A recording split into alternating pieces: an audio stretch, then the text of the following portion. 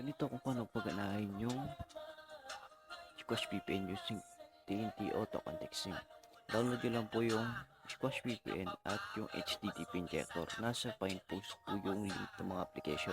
Bali, yung gamit ko po ngayon ay packet wifi na token text yung nakalagay. Bali, open natin yung Squash VPN.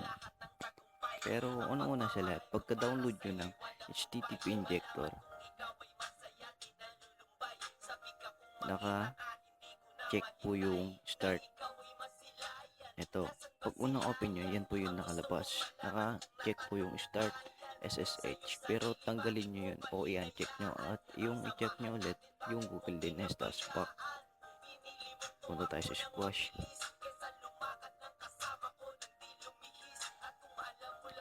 Ito, kita nyo po yung 3 lines na pahiga. Click nyo po yun, tapos authentication. Dito po, i-click nyo yung user at yung password. Scroll nyo lang po pagkahanap po kayo ng server. Ito, server Singapore 4. Ayan, tapos click connect. Trash, ulitin po natin.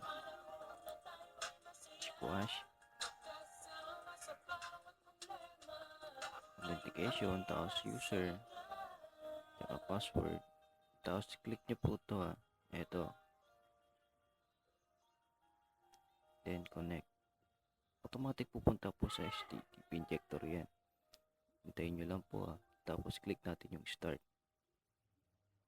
Start. Ulitin natin. Start. Tapos stress this application. Tapos kusang babalik sa Squash VPN yan. Tapos wait na lang natin trust this application. Tapos punta tayo sa 3 lines sa taas na pahiga. Tapos logs. Authenticating. Tapos yan, connected to success. Tapos try natin ngayon na YouTube. Yan, tumatakbo na po.